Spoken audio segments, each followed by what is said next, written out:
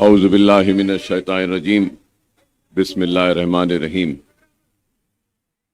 सैनशीन पर तशरीफ़ फरमा क़ाइदीन मजलिस,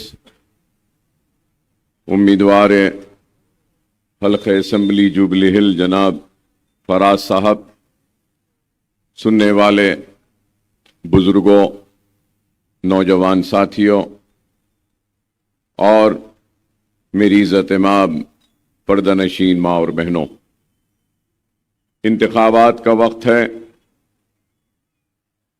और इंतखाबात में आपके दरमियान में कई उम्मीदवार हैं, कई सियासी जमातें हैं और हर कोई यही बात कहता है कि मैं अच्छा, मेरी पार्टी अच्छी, आप इसके हक में वोट का इस्तेमाल करें। मैं हरगिज़ व क़तई ये बात कहने के लिए आपके दरमियान में नहीं आया हूं कि मैं अच्छा या मेरी जमात अच्छी। ये बात इसलिए नहीं कहूंगा क्योंकि मजलिस इत्तेहादुल मुस्लिमीन सिर्फ मेरी जमात नहीं है, मजलिस इत्तेहादुल मुस्लिमीन आपकी जमात है, हम मुसलमानों की जमात है, हमारी पहचान है, हमारी आन है, हमारी बान है, हमारी शान है। हिंदुस्तान के सियासी मंजर पर अगर हम नजर डालते हैं तो हमको हर तबका या फिर हर कास्ट या हर किसी की अपनी आवाज हिंदुस्तान की सियासत में सुनाई देती है। अगर कोई पंडित है तो उसकी आवाज, अगर कोई ब्राह्मण है तो उसकी आवाज, अगर कोई दलित है तो उनकी आवाज, अगर कोई यादव है तो उनकी आवाज, अगर कोई रेड्डी है तो उनकी आवाज, कोई राव है तो उनकी आवाज, कोई वेलमा है तो उनकी आवाज, हर किसी की आवाज है। और अगर किसी की आवाज चाहे वो छोटी ही होने दो या हैदराबाद में है तो मुसलमानों की, अक़लियतों की और कमजोर लोगों की अगर कोई आवाज है तो वह सिर्फ और सिर्फ मजलिस इत्तेहादुल मुस्लिमीन है। मजलिस इत्तेहादुल मुस्लिमीन कोई तारुफ की मोहताज जमात नहीं। मजलिस इत्तेहादुल मुस्लिमीन बरसा बरस से काम करती आई है, खिदमत कर रही है और आवाम के दरमियान में रहती है। और यहां के इन कॉलोनीज में आज अगर हमारे भाई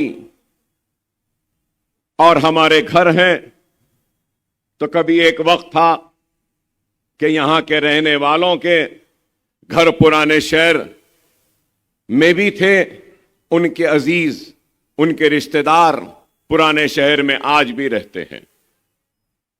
वो बखूबी वाकिफ हैं कि किस मेहनत, किस कोशिश के बाद मजलिस इत्तेहादुल मुस्लिमीन को ये मुकाम हासिल हुआ और मजलिस इत्तेहादुल मुस्लिमीन आज जहां खड़ी है, इस मुकाम को पहुंचने में काफी बरस लगे। मजलिस की अपनी एक तारीख है। जब हमारे तख्त व ताज अजायब घर की जीनत बन चुके थे, हमारी लहलाती हुई खेतियां उजड़ चुकी थीं, हमारी इस्मतें व इज्जतें लुट रही थीं और हमारे सरों पर खौफ और मायूसी के बादल थे, वैसे उस वक्त मजलिस इत्तेहादुल मुस्लिमीन का हिया हुआ। अल्लाह फख्र मिल्लत अब्दुल वाहिद अवैसी की खबर को नूर से भर दे कि उन्होंने हिया किया मजलिस इत्तेहादुल मुस्लिमीन का। और मजलिस इत्तेहादुल मुस्लिमीन ने अपने सियासी सफर का आगाज किया तो सबसे पहला इलेक्शन सालार मिल्लत मरहूम सदर अलाद सुल्तान सलाहुद्दीन ओवैसी साहब मल्ले पल्ली से लड़े और वहां से रुकने बल्दिया बने। रुकनी बल्दिया बनने के बाद एक सियासी जिद्दोजहद के सफर का आगाज हुआ और फिर उसके बाद में सालार मिल्लत ने अपनी सियासी जिंदगी में दो मिनिस्टरों को हराया और मजलिस इत्तेहाद अल मुस्लिमीन के नुमाइंदे बनकर ऐवान असम्बली में गए। ऐवान असम्बली में मुसलसल 25 बरस से जायद नुमाइंदगी करते रहे और फिर एक वक्त आया 1984 में जब पार्लिमानी इंतखाबात में हैदराबाद की पार्लियामेंट की निशिस्त से लड़े और हैदराबाद के रुकने पार्लियामेंट बने। मजलिस इत्तेहाद अल मुस्लिमीन ने सियासी सफर को यही नहीं बल्कि 80 के दहे में कई बरस के बाद अजीम तर बल्दिया आज है, लेकिन उस दौर में MCS था, म्युनिसिपल कॉरपोरेशन ऑफ हैदराबाद था। तो म्युनिसिपल कॉरपोरेशन ऑफ हैदराबाद पर मजलिस ने कब्जा किया और मेयर बनने का मौका आया तो उस वक्त मजलिस ने एक दलित को शहर हैदराबाद का मेयर बनाया। मजलिस इत्तेहाद अल मुस्लिमीन की कामयाबी को देखते हुए यही वो कांग्रेस थे जिसने पहले म्युनिसिपल कॉरपोरेशन ऑफ हैदराबाद अलग था, म्युनिसिपल कॉरपोरेशन ऑफ सिकंदराबाद अलग था। तो उस वक्त मजलिस की कामयाबी को रोकने के लिए म्युनिसिपल कॉरपोरेशन ऑफ हैदराबाद में म्युनिसिपल कॉरपोरेशन ऑफ सिकंदराबाद को मिला दिया। उसके मिलाने के बाद बावजूद भी मजलिस इत्तेहाद अल मुस्लिमीन बड़ी जमात बनकर आई तो इस कांग्रेस को यह भी अच्छा नहीं दिखा कि हैदराबाद मजलिस के हाथ में है, हरे झंडे वालों के हाथ में है। तो उन्होंने फिर क्या किया, GHMC बनाया, ग्रेटर हैदराबाद म्युनिसिपल कॉरपोरेशन, और फिर बड़े बड़े बल्दी हलके कर दिए और शहर के हुदूद को आगे बढ़ाकर मंसूबा और मकसद क्या था कि मजलिस को हैदराबाद की बल्दिया पर जो कब्जा है इस कब्जे को रोकना और मजलिस इत्तेहाद अल मुस्लिमीन के इख्तिदार को खत्म करना। ये इनकी साजिश रही। आज से नहीं बल्कि बरसा बरस से ये कोशिश करते रहे कि कुछ भी हो मजलिस के कदम आगे ना बढ़े, लेकिन मजलिस इत्तेहाद अल मुस्लिमीन आगे बढ़ते गई। मैं बताना ये चाह रहा हूं नौजवानों को कि मजलिस का जब अहिया हुआ तो उस वक्त भी हैदराबाद के कई बड़े बड़े लोग अखबारात सियाह होते थे मजलिस के खिलाफ और ये बात कहते थे कि क्या जरूरत है मजलिस इत्तेहाद अल मुस्लिमीन की, क्या जरूरत है मजलिस इत्तेहाद अल मुस्लिमीन की सियासत में हिस्सा लेने की, क्योंकि वो यही कहते थे कि ऑपरेशन पोलो और पुलिस सेक्शन में हजारों नहीं लाखों मुसलमानों के घर उजड़े, मुसलमान शहीद हुए, उनका कत्ल हुआ, इज्जतें लुटी, इस्मतें लुटी। क्या ये नाकाफी है? क्या दिल नहीं भरा अब्दुल वाहिद ओवैसी और सलाहुद्दीन ओवैसी का कि मजलिस का ही आ करे? तो हमने उस वक्त इन आवाजों की परवाह नहीं की और इन आवाजों पर तवज्जो नहीं दी। मजलिस का ही आ किया और जलसे किए। यहां बुजुर्ग बैठे वो गवाही देंगे कि एक वक्त ऐसा भी होता था कि मजलिस इत्तेहाद अल मुस्लिमीन के जलसों में कोई लाइट देने वाला नहीं होता था। मजलिस इत्तेहाद अल मुस्लिमीन के जलसों में स्टेज पे बैठने वाला नहीं होता था। मजलिस के जलसों में सामाईन में बैठने वाला नहीं होता था। बाप तकरीर करता तो बेटा सुनता, बेटा तकरीर करता तो बाप सुनता। अखबारात लिखते थे कि बाप और बेटे की जमात है, एक बूढ़ा बाप है और एक नौजवान बेटा है, बस यही जमात को चला रहे हैं। लेकिन हमने इसकी परवाह नहीं की। अगर उस वक्त अगर रुक जाते, कदम डगमगा जाते या ठहर जाते तो आज का दिन जो आप हम देख रहे हैं ये डाइस भरा हुआ ये कुर्सियों पे बैठे हुए ये मौजिजीन, ये सुनने वाले नौजवानों की तादाद, बैठे हुए बुजुर्गों की तादाद, ये आज हमको दिखाई नहीं देती थी अगर उस वक्त अगर हम अपने बढ़ते हुए कदमों को रोक लेते। मजलिस इत्तेहादुल मुस्लिमीन ने सिर्फ इख्तियार या इलेक्शन को जीतकर ऐवानों में कुर्सियों की जीनत नहीं बने या ऐवान की जीनत नहीं बने, बल्कि हमने काम किया और हमने काम के जरिए अपनी पहचान को मजबूत बनाई, अवाम के दिलों को जीता। हम सिर्फ हल्के असेंबली की तादाद बढ़ाते नहीं गए या बल्दिया पे कब्जा करते नहीं रहे या फिर रुकने पार्लियामेंट नहीं बने, बल्कि हमने ये सोचा कि हकीकी फाते वो नहीं होता जो असेंबली के सीट जीत ले या पार्लियामेंट की सीट जीत ले या बल्दियात पे कब्जा कर ले। हकीकी फाते वो होता है जो दिलों को फतेह कर ले, और मजलिस ने आपके दिलों को फतेह किया, दिलों में जगह बनाई, और यही सिलसिला जारी रहा। सियासी तौर पर जिदोजहद की ये दारुस्सलाम आज आप जो देखते हैं, दारुस्सलाम का मुकदमा करीब 20 बरस से जायद अब्दुल वाहिद ओवैसी ने हाई कोर्ट में लड़ा। लड़कर कोर्ट से फैसले के बाद दारुस्सलाम को हासिल किया। दारुस्सलाम हासिल हुआ तो सबसे पहले दारुस्सलाम में एक स्कूल का आगाज किया, यहां से काम शुरू हुआ, और उसके बाद क्योंकि मजलिस इत्तेहादुल मुस्लिमीन ने अपने अहिया के वक्त नारा दिया कि मुसलमानों की तालीमी पसमानदगी को दूर करेंगे, मुसलमानों की माशी पसमानदगी को दूर करेंगे और मुसलमानों को एक मरकज सियासी पे जमा करेंगे, ये हमारे वादे थे।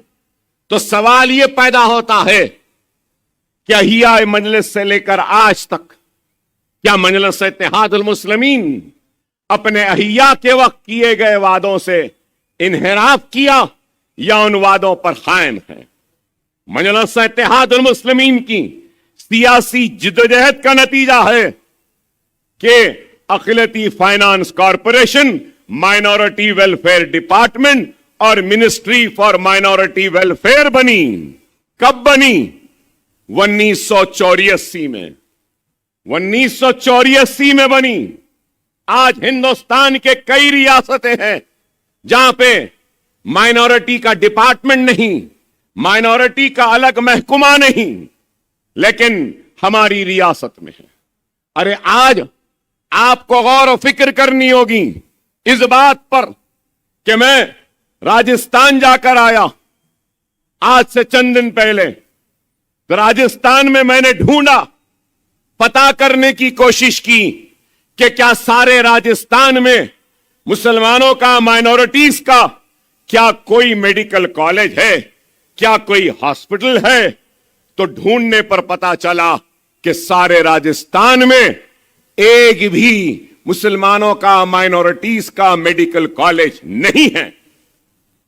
आप अंदाजा लगाओ।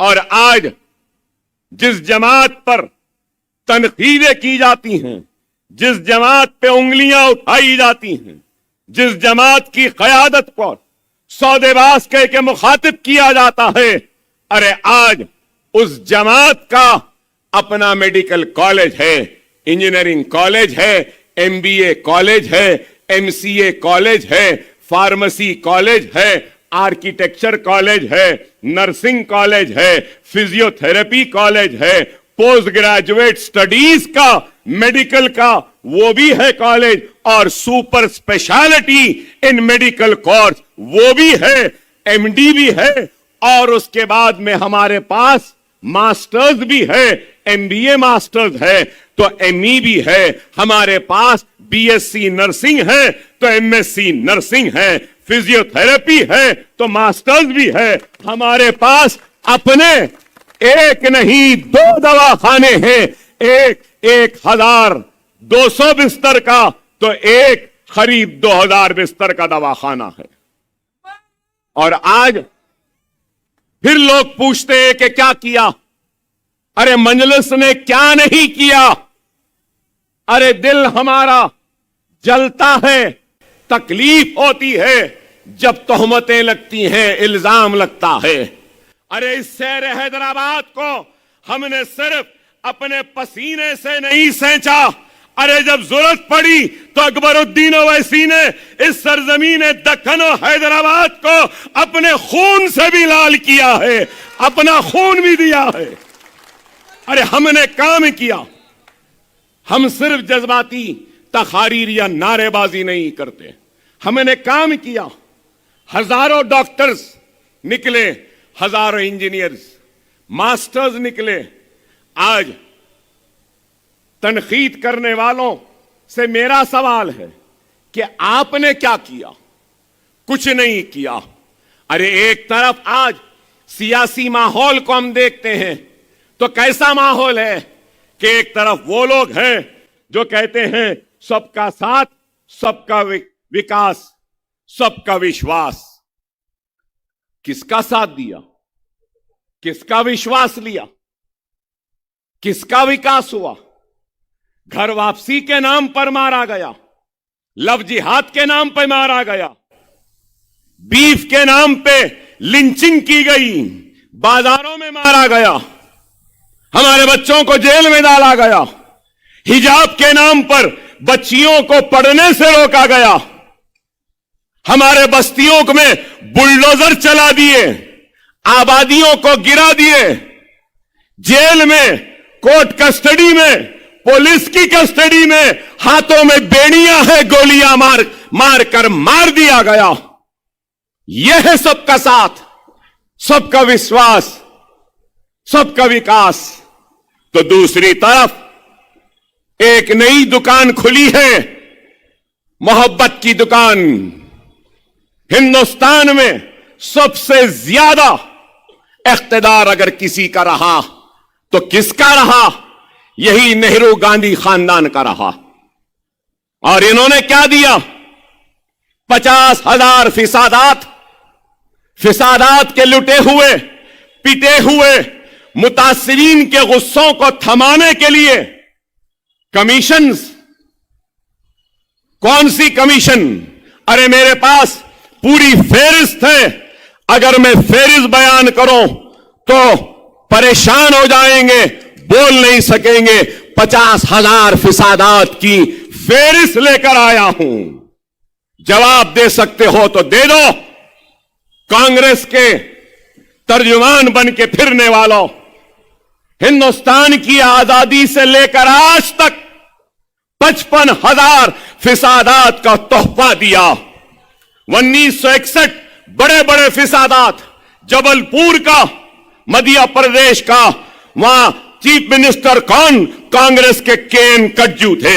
अक्टूबर 1962 का अलीगढ़ उत्तर प्रदेश का फिसाद, कांग्रेस का चीफ मिनिस्टर सीवी गुप्ता था। अक्टूबर 1962 मीरठ उत्तर प्रदेश का फिसाद, सीवी गुप्ता वहां का चीफ मिनिस्टर कांग्रेस का। मार्च 1964 कलकत्ता, वेस्ट बंगाल और जमशेदपुर बिहार में रोरकिला, ओडिशा का फिसाद, चीफ मिनिस्टर कौन? वेस्ट बंगाल के चंद्रसेन, कांग्रेस पार्टी के। बिहार के चीफ मिनिस्टर कौन? के.बी. सहाय। और ओडिशा के चीफ मिनिस्टर कौन? कांग्रेस के बीरेन मित्रा। अरे मेरे पास फेरिस्त है, बयान करते जाऊं तो घंटा लग जाएगा। 1968 करीमगंज का फिसाद, आसाम, चीफ मिनिस्टर कौन? बीपी छला। 1969 सितंबर अहमदाबाद, गुजरात का फिसाद, कांग्रेस, वहां के गुजरात हितेंद्र के देसाई। 1970 का फिसाद, भिवंडी का फिसाद, महाराष्ट्र का चीफ मिनिस्टर महाराष्ट्र कौन? कांग्रेस के वसंतराव पी नायक। 1974 का दिल्ली का फिसाद, उस वक्त भी कौन थे हुकूमत में? कांग्रेस थी दिल्ली में। हिंदुस्तान में हुकूमत थी, यूनियन टेरिटरी थी, लेकिन हुकूमत हिंदुस्तान में तो कांग्रेस की थी। फिर 1978 में हैदराबाद का फिसाद, मर्री चन्ना रेड्डी चीफ मिनिस्टर। जमशेदपुर बिहार का फिसाद 1979 में कांग्रेस उस वक्त भी थी। 1980 मुरादाबाद का फिसाद, चीफ मिनिस्टर कौन थे? वीपी सिंह थे। 1981 का फिसाद, बिहार शरीफ का फिसाद, जहां पे जगन्नाथ मिश्रा कांग्रेस के चीफ मिनिस्टर थे। 1981 का फिसाद, हैदराबाद में टी अंजया उस वक्त चीफ मिनिस्टर थे। 1982 मेरठ का फिसाद, चीफ मिनिस्टर कौन थे? श्रीपद मिश्रा कांग्रेस के थे। 1982 में बड़ौदा गुजरात का फिसाद कौन थे? कांग्रेस के माधो सिंह सोलंकी चीफ मिनिस्टर थे। 1983 नीली का फिसाद, कितने लोग, हजारों लोग नीली में आसाम में मारे गए, उस वक्त कांग्रेस ही का चीफ मिनिस्टर थे। क्या इस बात से इनकार करोगे? भिवंडी का फिसाद, मलियाबाद का फिसाद, अरे अजमेर का फिसाद, जयपुर का फिसाद, कितने फिसादात बताऊं? और आज फिर हमारे हमदर्द बन के आते हैं और कहते हैं हम पर इल्जाम कि गोशामैल नहीं गए। सुने ना आप लोग, मंजलिस गोशामैल नहीं गई।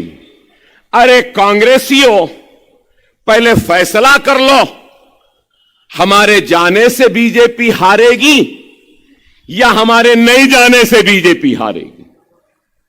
पहले यह तो फैसला कर लो। उत्तर प्रदेश गए तो बोले योगी को जिताने गए, गोशामैल नहीं गए तो बोल रहे कि बीजेपी को जिताने के लिए नहीं गए। ना इधर ही चैन है ना उधर ही चैन है। अरे दीवानों, पहले फैसला कर लो, जाने में शिकस्त है या नहीं जाने में शिकस्त है। अरे आज जुबली हिल्स, अभी जानी मियां ने कहा 80 के दहे से हम लड़ते आए हैं। और क्या मैंने बल्दिया इलेक्शन में नहीं कहा था कि हम लड़ेंगे? अरे हम जुबली हिल्स जीतना चाहते हैं और इंशाअल्लाह जीतेंगे जरूर हम। आप बताओ, आज कह रहे हैं कि गोशामैल नहीं गए। अरे वाह, और फिर इल्जाम अजहर को ला दिए। एक अजहर आया तो बर्दाश्त नहीं। अरे मैं पलट के कह रहा हूं, हिंदुस्तान में हमारी एक ही आवाज है, मजलिस इत्तेहादुल मुस्लिमीन। क्या वो बर्दाश्त नहीं? एमआईएम, क्या तुमको मजलिस बर्दाश्त नहीं? हिम्मत है तो आरएसएस के टिल्लू बोल दे, हिम्मत है तो बोल दे कि हमें मजलिस बर्दाश्त नहीं है। बोलने की हिम्मत भी नहीं है। बोलना, अगर मर्द का बच्चा है तो बोल कि मजलिस बर्दाश्त नहीं। बोल, नहीं बोल सकते। अगर वो बोलेंगे तो पूरे तेलंगाना में मुसलमान फिर फिरा के बदला लेगा। ये इनको मालूम। मेरा भाई मुझसे नाराज होगा, मेरे भाई के दिल में मेरे लिए शिकायत होगी, मेरे भाई के दिल में मेरे लिए नाराजगी होगी, मेरे लिए गुस्सा होगा, मेरे लिए बरहमी होगी, मेरे से शिकायत होगी, मेरे से शिकवा होगा। लेकिन रेवंत, तू ये ना भूल कि ये मेरा भाई है और मैं इनका भाई हूं। और ये भाइयों की जमात मजलिस है, बड़े बड़े भाइयों के भाई हैं। लेकिन आज सिर्फ इल्जाम। अरे आज मैं खड़ा हूं तो काम करके खड़ा हूं, मैं खड़ा हूं तो काम करके खड़ा हूं। अगर इतनी मुसलमानों से मोहब्बत है, मुसलमानों का इतना ख्याल था, आरएसएस के टिल्लू, तू तो लड़ रहा था ना कामारेड्डी, अजहर को कोडंगल लड़ा देना था, जिताना था। सही है ना? कोडंगल की जगह गोशामैल तू लड़ लेना था। सही है गलत? अरे आप बताओ, करेंगे कुछ नहीं, बस सिर्फ अरे 119 सीट में 9 पे हम लड़ रहे हैं, 110 तो छोड़ दिए ना। लड़ लो,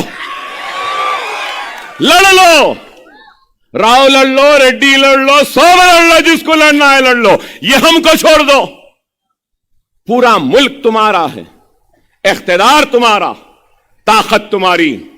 हमारे पास सिर्फ ये 2, 4, 6, 8 सीट, वो भी हम दे देना। क्या है बताओ? सबसे पिछड़ा हुआ मैं, सबसे कमजोर मैं, सबसे पीछे मैं, और मैं आगे बढ़ना चाहता हूं। तो तुम, अरे ये नेहरू गांधी खानदान की नई आदत नहीं, पुरानी आदत है। यही नेहरू ने अब्दुल वाहिद ओवैसी को भेजा था एक खत, सालार को भेजा था एक खत कि ले जाओ अपने ज़ईफ बाप से दस्तखत करवा लो, तुम्हारे बाप को जेल से छोड़ देंगे। खत में क्या था कि अब्दुल वाहिद ओवैसी सदर कुल हिंद मजलिस इत्तेहादुल मुस्लिमीन, मैं ऐलान करता हूं कि मजलिस सियासत में हिस्सा नहीं लेगी। दस्तखत कर देते तो छूट जाते, लेकिन उस वक्त दस्तखत नहीं की, तो आज ये दिन हम देख सक रहे हैं।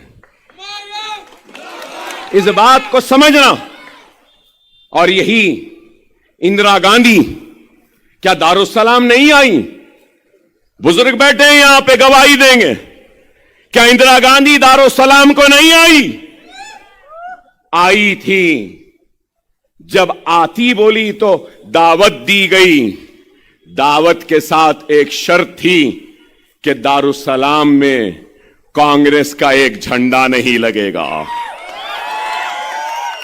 आना है तो हमारे झंडे के साए में आके बैठना। बैठे या नहीं, बुजुर्गों से पूछो। यह तारीख है। मजलिस काम करी, मजलिस ऐसे ही नहीं। अरे आज लोग कहते हैं, या लोग यहां खड़े हैं, सवाल करेंगे कि अकबर ओवैसी तुमने क्या किया? मैं बताता हूं मैंने क्या किया। 2004 में मजलिस का फ्लोर लीडर बना। उस वक्त माइनॉरिटी का बजट क्या था मालूम आपको? 2004 में जब मजलिस का फ्लोर लीडर बना तो माइनॉरिटीज का बजट 16 करोड़ था। कितना? 16 करोड़। और आज क्या है? 2200 करोड़। यह काम किया। 2200। कर्नाटक में कांग्रेस है, क्या 2200 है? नहीं है। राजस्थान में कांग्रेस की हुकूमत है, क्या 2000 करोड़ है? नहीं है। 482 करोड़ कुछ है। अरे आप बताओ, लोग पूछते हैं मजलिस ने क्या किया? अरे मजलिस ने कुछ नहीं किया। ये हमारी कौम के इत्तेहाद और जिंदा शऊर ने यह काम किया कि राव हो या रेड्डी हो, मुसलमानों का काम करना ही पड़ा, करना ही पड़ा।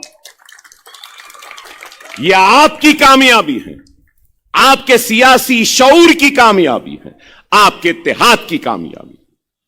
अरे आज ज्यादा दूर नहीं, तेलंगाना के तश्कील से पहले मुस्लिम स्टूडेंट्स को स्कॉलरशिप क्या थी? 40 रुपये, 100 रुपये, 200 रुपये। अरे मेरे जिंदगी का सबसे बड़ा अगर कोई कारनामा है तो वो ये है कि मैंने मुस्लिम माइनॉरिटी स्टूडेंट्स की स्कॉलरशिप को on par with SC, STs एंड BCs करवाया। यह कामयाबी। अरे आज अगर 2200 करोड़ का बजट है, मैं यहां खड़ा हूं ऐसे मुकाम पर जहां पढ़े लिखे लोगों की तादाद ज्यादा है, संजीदा लोग हैं, मालूमात रखने वाले लोग हैं, काबिल लोग के दरमियान में खड़ा हूं। और आज बताता हूं आपको, सुनिएगा, सुनिएगा, मेरी एक एक जुमले को सुनो। पोस्ट मैट्रिक स्कॉलरशिप 9 बरस में, 9 years में post matric scholarship 474 crore, 474 crore beneficiaries, Muslim बच्चों की बात कर रहा हूं, beneficiaries 14,27,714, reimbursement of tuition fees, कितने पैसे खर्च हुए मुसलमान बच्चों पर? 1,748 करोड़। कितना? 1,748। Number of beneficiaries 10,01,561, 10,01,561। Pre matric scholarships 21 crore, beneficiaries 87,225। CM overseas scholarship मतलब मास्टर्स करने के लिए मैंने स्कीम निकाली, चीफ मिनिस्टर से मजबूर कर तो वो स्कीम की वजह से बच्चे यूके गए, यूएसए गए, न्यूजीलैंड गए, ऑस्ट्रेलिया गए पढ़ने के लिए। जुमला कितना पैसा खर्च हुआ अब तक? 492 करोड़ 492 करोड़। कितने बच्चे गए? 3,224। टिमरीज रेजिडेंशियल स्कूल, रहना, खाना, सोना, कपड़ा, किताब पढ़ना वहीं रहकर। अब तक कितना खर्च हुआ मालूम? 9 बरस में 3,068 करोड़ रुपया। मैंने कहा सीएम साहब बच्चे 10th तक पढ़ रहे हैं, इसके बाद क्या? तो बोले अकबर साहब पढ़ा रहे हो ना। मैं बोला नहीं, 10th के बाद भी जूनियर कॉलेज 11, 12 भी पढ़ाना। तो 204 स्कूल्स अब जूनियर कॉलेज हो गए। फिर यह हो गया, 3 महीने पहले असेंबली हुई तो उसमें मैंने कहा कि 10th पढ़ ले रहे, 12th हो जा रहा, उसके बाद क्या? तो बोले अकबर साहब कर दिया ना। मैंने कहा कर दिया नहीं, 204 पूरे के पूरे डिग्री कॉलेज होना, 4 बन गए, 200 होना है वो भी बना दूंगा। Centre for education development of minority CEDM 14 crore, 49,310 beneficiaries. Minority study circle जहां पे सिविल सर्विसेज की ट्रेनिंग दी जाती है, नीट की, एमसेट की, आइल्स की, जीमैट की, आईसेट की, नाटा की, सब ट्रेनिंग दी जाती है, उस पर 17 करोड़। जुमला सुनिए, अब लोग बोलते हैं मजलिस क्या करी, अकबर ओवैसी क्या करा, सुनो। अब तक 9 बरस में 5,834 करोड़, 5,834 करोड़ मुस्लिम बेनिफिशियरी और नंबर ऑफ स्टूडेंट्स वो भी सुनो 27,08,693।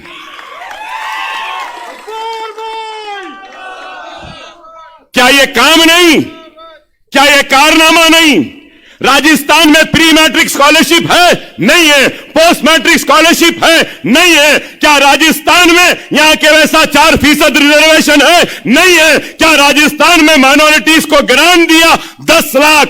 और हमारे रियासत में 9 बरस में वक्फ बोर्ड का ग्रांट जो दिया गया, अगर मैं आपको बोलूंगा तो आप हैरत करेंगे, 513 करोड़ वक्फ ग्रांट दिया गया।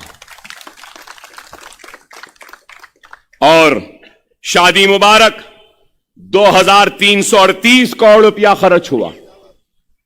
मुस्लिम बच्चियां कितनी शादियां हुई? हुकूमत करवाई 2,76,000। 1 लाख दे दिए कितने लोगों को? 33,545। इंशाअल्लाह ये इंतखाब होने दो, हर साल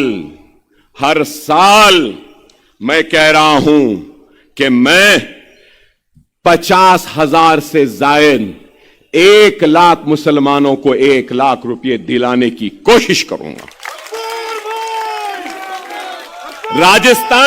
राजस्थान और कर्नाटक में क्या इमाम और मौज़िनों को तनख्वाह दी जाती है? वहां भी कांग्रेस है ना।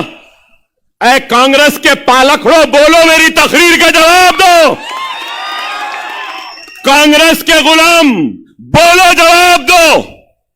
अरे हम ये कराए इमाम मौजनों को, कितने?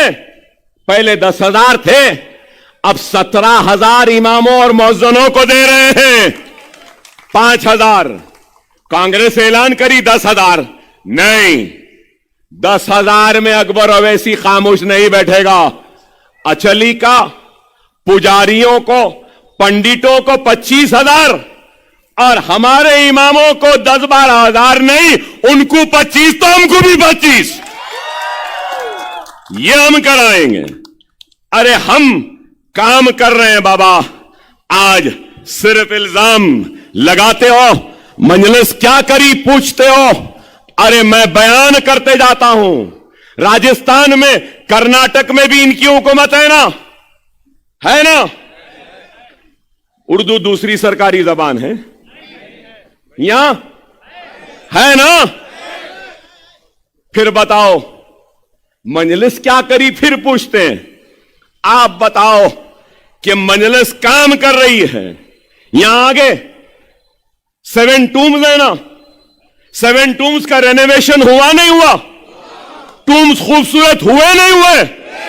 कौन करवाए? मजलिस करवाई आगा खां फाउंडेशन के जरिए। क्या नहीं हुआ? और फिर गोलकुंडा के आगे उमूर मजहबी निजाम की जमीन है, वो जमीन को गवर्नमेंट से एक्वायर करके वहां पे शॉपिंग मॉल बना रहे हैं टूरिस्टों को आने के लिए। शॉपिंग करना, लाड़ बाजार नहीं, यहीं पे लाड़ बाजार बनाने का मंजूरी हमने हासिल की। ये शेखपेट है। शेखपेट के आगे 7 टूम्स का रास्ता है, वहां से ट्रैम जाएगी। ट्रैम हमने मंजूर करवाई। कहां तक? गोलकुंडा फोर्ट तक। ये चौखंडी है ना आगे, मालूम आपको? चौखंडी कहां है? फिल्म नगर के रोड से जो आती है, रातों रात जमीन रोड में जारी थी। कौन बचाए? कांग्रेस बचाई, आरएसएस का वो टिल्लू बचाया। अरे अकबर ओवैसी आके बचाया। आज वहां जमीन है।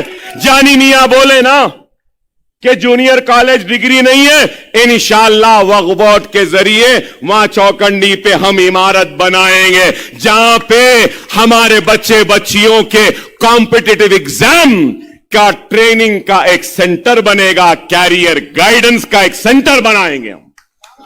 अकबरुद्दीन अवैसी, हम ये चाहते हैं।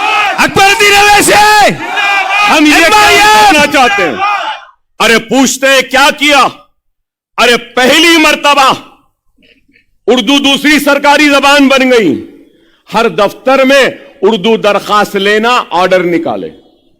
मुतरज्जिम को रखा कि उर्दू में दरखास्त आई तो तर्जुमा करने वाला होना। सरकारी महकमे में उर्दू के चलन के लिए दरखास्तें उर्दू में ले ली जाएंगी। और ओन योर ऑटो स्कीम में 1,700 नौजवानों को ऑटो दिए गए। लोग बोलेंगे सिर्फ 1,700। अरे बाबा, कोई चीज शुरू हो जाने दो। आज 1,700 है, 5 बरस के बाद यही चाहूंगा, बताऊंगा कि 50,000 को दिए, बताऊंगा। उसके बाद अखिलियती ओन योर कैब स्कीम 1,800 अफराद को टैक्सी दी गई। ये भी कम है, शुरू तो हो गई ना बाबा। आज 1,800 की मिली, इंशाअल्लाह आइंदा 18,000 को दिलाएंगे। हम है ना, हम है ना, आप है ना, आपका इत्तेहाद है ना, आपकी जमात है ना, तो काम होते रहे हैं, होते रहेंगे। अखिलियती नौजवान, बिलखुसूस खवातीन के ट्रेनिंग एम्प्लॉयमेंट के लिए पहली मर्तबा 100 से ज्यादा अखिलियती तलबा को IAS IPS की कोचिंग। शंकरपल्ली में इस्लामिक कल्चरल डेवलपमेंट सेंटर के लिए 10 एकड़ जमीन लिया। मैं लिया ना। 1 एकड़ कितने में है मालूम? 101 करोड़ में 1 एकड़ है। 1,000 करोड़ की जमीन ले ली है। हज हाउस के बाजू सिर्फ स्लैब पड़े हुए थे, 25 करोड़ मंजूर करवाए। हज हाउस का और एक ब्लॉक आएगा। अनीसुल गुरवा 500 गज जमीन पे आ गया था, आज 4300 गज की जमीन पर 40 करोड़ की लागत से इमारत बन गई है। देखो जाके मजलिस क्या करी, पूछते हैं। अरे बता रहा हूं मजलिस क्या करी। पहले अनीसुल गुरबा कैसा था, मौल साहब यहां है, सिर्फ गरीब रहते थे, अनाज ले गए। मैं क्या कराया मालूम आपको, अनीसुल गुरबा की इमारत में यतीम गुरबा रहेंगे, स्कूल भी चलेगा, खाना भी मिलेगा, कपड़ा भी मिलेगा, सब होगा। जिंदाबाद। आप बताइए। फिर पूछते हैं मजलिस क्या करी, सुनते जाओ मजलिस क्या करी। 14 करोड़ रुपए की लागत से जामे निजामिया में ऑडिटोरियम बनवाया। सही है गलत? आलिम फाजिल कामिल 10th एसएससी के बराबर, 12th इंटरमीडिएट के बराबर, और कामिल जो है वो डिग्री के बराबर। मतलब कि 10th का एग्जाम नहीं लिखे, जामे निजामिया से आलिम और उसके बाद फाजिल और कामिल कर लिए तो मास्टर्स भी करते हैं। सीएम ओवरसीज स्कॉलरशिप में मैंने इंक्लूड करवाया कि ये अगर डिग्री के बराबर जामे निजामिया से अगर कोई पास करता है तो उसको मास्टर्स करने के लिए जामे अजहर, मक्का यूनिवर्सिटी, मदीना यूनिवर्सिटी जाने के लिए भी 20 लाख देना। फिर पूछते हैं क्या काम किया। मक्का मस्जिद खुतुबशाही दौर में बनी, उसके बाद दागदोजी नहीं, मजलिस करवा दी, पूरा हो गया। पूरे कमान गुलजार हाउस और 4 कमान का रेनोवेशन हो गया, मजलिस करवाई। हजरत बाबा शरफुद्दीन साहब की पहाड़ी के पास में एक इलेक्ट्रॉनिक सिटी और आईटी टावर आ रहा है, मलकपेट में आ रहा है। मौला अली का रैंप बना, बाबा शरफुद्दीन साहब की पहाड़ी का रैंप बना। दरगाह बनाने शाह साहब के पास वुमेन एम्पावरमेंट का सेंटर बन रहा है 20 करोड़ की लागत से। 308 एकड़ जमीन दिलवाई, किसके लिए? शादी खाने और मुस्लिम खबरस्तान के लिए पूरे तेलंगाना में मैं दिलाया। और फिर पूछते क्या किया। फकीर मुल्ला का खबरस्तान कोविड में हमने वहां पे तदफीन करवाए। हजरत फकीर मुल्ला की दरगाह की जमीन 50 एकड़ ली, मैं अपने जेब से 500 खुबूर खुदवा के रेडी रखवाया। कोविड में मरने के बाद वहां लाके गुस्ल दिया, कफन पहनाया, नमाज पढ़ी और मेरी टीम ने खबर में उतारा कोविड के पेशों। मजलिस क्या करी, 12 करोड़ का अनाज भेजा। फराज यहां है, गवाही देना। क्या आप आकर बल्लागुड़े से लारियां भरकर क्या अनाज यहां जुबली हिल्स के लोगों के लिए नहीं ले गए? यहां है अनवर सादात, क्या नहीं भिजाया? पूरे शहर में 12 करोड़ का अनाज अकबरुद्दीन अवैसी भेजा। अरे आरएसएस के टिड्डे, अरे क्या तूने भेजा? नहीं भेजा। अरे हम भेजे, कोशिश करे, बहुत घरों तक पहुंचा, बहुत घरों तक नहीं पहुंचा होगा, मगर कोशिश तो की। ऑक्सीजन सिलेंडर्स दिए, 1,05,000 अनाज के किट, पूरे शहर में 1,40,000 पके हुए खाने के पैकेट्स बना कर दिया। क्या किसी ने किया? अरे इतनी हिम्मत है तो कांग्रेस में एक भी मर्द नहीं है तो आना था ना, चंद्रायन गुट्टे को आना था, अकबर ओवैसी के खिलाफ लड़ लेना था और बोलना था अकबर ओवैसी ना आए, कुछ नहीं करा। किसी में भी हिम्मत नहीं है। अकबरुद्दीन अवैसी, अकबरुद्दीन अवैसी, MIM। क्यों नहीं आए? आना था, कोई नहीं आए। चंद्रायन गुट्टे में 15,000 बच्चों को पढ़ाता है अकबर ओवैसी। कोई है आरएसएस का टिल्लू 5 को भी पढ़ा रहा है, या टिल्लू का और एक टिल्लू वो पढ़ा रहा है? कोई नहीं। 500 यतीम बच्चे हैं उसमें, मालूम आपको, और 200 ऐसे बच्चे हैं जिनके वालिद ने वालिदा को छोड़ दिया। 200 ऐसे बच्चे हैं जिनके वालिद या वालदा सीरियस इलनेस, कैंसर या डायलिसिस के पेशेंट। अरे जुबली हिल में इतनी चौड़ी रोड नहीं होगी जितने रोड चंद्रायन गुट्टे में है। अरे हम काम करें।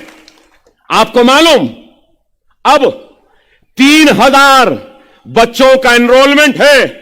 टोली चौकी शेख पेट से भी बच्चे आते हैं। फ्री नीट की कोचिंग है, फ्री इंटरमीडिएट की कोचिंग है, फ्री आइल्स की कोचिंग है, फ्री जीमैट की कोचिंग है, फ्री नाटा की कोचिंग है, फ्री एमसेट की कोचिंग है, फ्री डिग्री की कोचिंग है, फ्री इंजीनियरिंग की भी कोचिंग फ्री है। फ्री। महाना 70 लाख रुपया सिर्फ तनख्वाहों में देता हूं मैं। कोई आरएसएस का टिल्लू दे रहा है? अरे सिर्फ इल्जाम। मजलिस क्या करी, मजलिस क्या करी? अरे मजलिस काम कर रही है। अकबर अवैसी काम कर रहा है। तुमने फिसादात के जरिए हमको लूटा, हमको तबाह किया, कमीशन बनाए हमारे गुस्सों को ठंडे करने के लिए। यहां बैठे मौलवी साहब, क्या गोपाल सिंह कमेटी नहीं बनी थी इंदिरा के दौर में? क्या सच्चर कमेटी नहीं बनी? क्या फिर उसके बाद कुंडू कमेटी नहीं बनी? क्या रंगनाथ मिश्रा कमेटी नहीं बनी? फिर सवाल यह है कि मुसलमान पिछड़ा हुआ क्यों है, मुसलमान कमजोर क्यों है, मुसलमान आखिरी क्यों है? इसलिए है। मेरे पास और एक शॉकिंग फिगर है। हायर एजुकेशन डिग्री राजस्थान सारे इंडिया में नंबर 4 पर है। सबसे ज्यादा यूनिवर्सिटी, सबसे ज्यादा हायर एजुकेशन के कॉलेजेस हैं। लेकिन हायर एजुकेशन में मुसलमानों का परसेंटेज कितना है मालूम? राजस्थान में, जहां कांग्रेस की हुकूमत है, जो कल आई थी मोहतरमा प्रियंका गांधी, उनसे बोलूंगा जवाब दो। हायर एजुकेशन में मुसलमान 1.9% है राजस्थान में। आप बोलेंगे अकबर साहब इतने दिन से मजलिस कोड दे रहे हैं, यहां क्या है? यहां आएगा ना, यहां पे 9.7% है। MIM ये काम है।